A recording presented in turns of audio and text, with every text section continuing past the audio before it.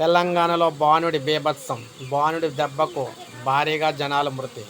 నల్గొండ, ములుగు జిల్లాల్లో 45 డిగ్రీలు నమోదు. వడదెబ్బతో 5గురు, పిడుగుపాటుకు 1 మృతి.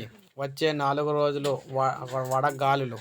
రాష్ట్రంలో ముఖ్యంగా చూసుకుంటే ఈ నెల 3 వరకు కూడా, అంటే మే నెల 3 వరకు కూడా ఎండలైతే కొనసాగుతాయని, పలు జిల్లాలకు వడగాళ్ళు కూడా ముప్పు పొంచి ఉందని చెప్తారు. హెచ్చరికలు జారీ చేశారు.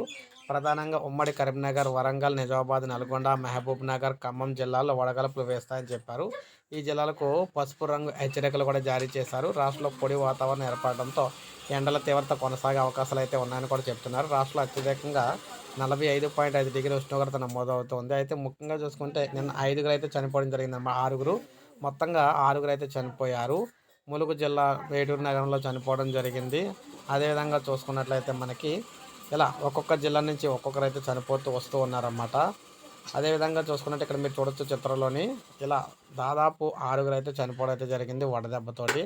సో ప్రజలైతే గమనించాలి. ప్రతి ఒక్కరూ కూడా జాగ్రత్తలు అయితే తీసుకోమని చెప్తుంది ప్రభుత్వం. ఒక లైక్ చేయండి, సబ్స్క్రైబ్ చేసుకోవాలి. మన ఛానల్ సబ్స్క్రైబ్ చేసుకోండి.